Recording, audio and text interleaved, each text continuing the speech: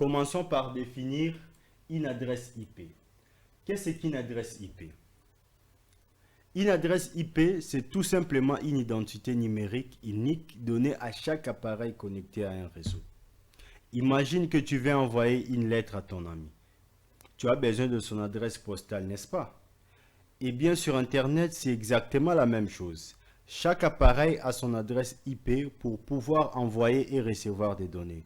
Ton téléphone, ton ordinateur, ton routeur, chacun a sa propre adresse IP. C'est grâce à ça qu'ils peuvent communiquer entre eux. Deuxièmement, parlons maintenant des types d'adresses IP. Il existe des grandes versions d'adresses IP.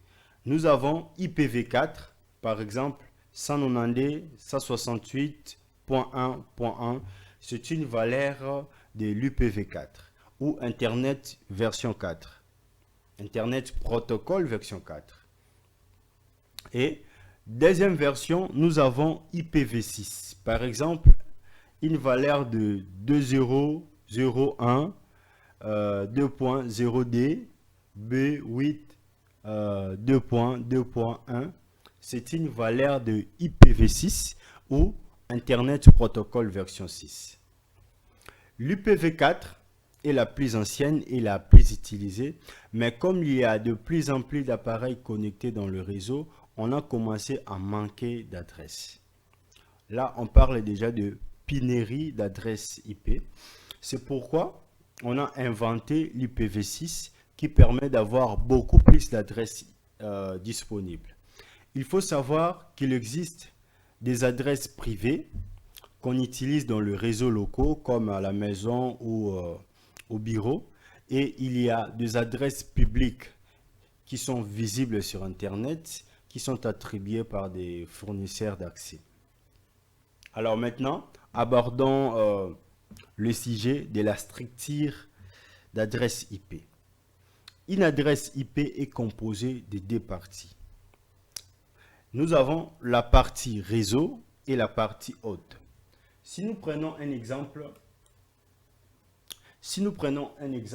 d'une valeur 192.168.1.10/24, ici, le bar 24 signifie que le 24 premier bit représente les réseaux, le reste représente le hôte, c'est-à-dire le machine connectée à ces réseaux. Autrement dit, le routeur se sert de cette partie pour savoir quel réseau envoyer les données. Maintenant, on va parler de la partie de masque des sous-réseaux. On va parler de masque des sous-réseaux. Qu'est-ce que nous pouvons dire à propos de ça? J'espère que vous avez déjà vu souvent en écrit une valeur comme 255.255.255.0. Ces masques indiquent combien d'adresses sont disponibles dans le réseau. Par exemple, avec notre valeur que nous avons ici, 255.255.255.0, ça veut dire qu'on a 256 adresses possibles, dont 254 sont utilisables pour les appareils.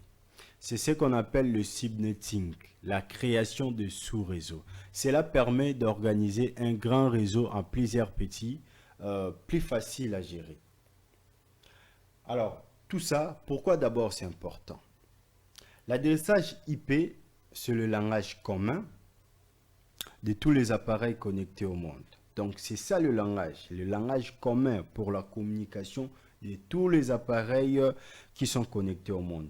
C'est grâce à lui, le routeur savent où envoyer chaque paquet de données. Sans lui, l'Internet ne pourrait tout simplement pas exister.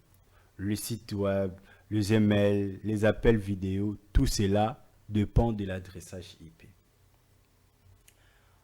Voilà, tu sais maintenant ce qui est une adresse IP. Ce type, sa structure, son rôle essentiel dans le réseau informatique. Alors, si tu veux aller plus loin et apprendre comment configurer les adresses IP dans Cisco Packet Tracer, rejoins-nous dans la communauté plutôt Telesat. N'oublie pas de t'abonner, de partager cette vidéo et d'activer la cloche pour ne rien manquer de prochaines leçons.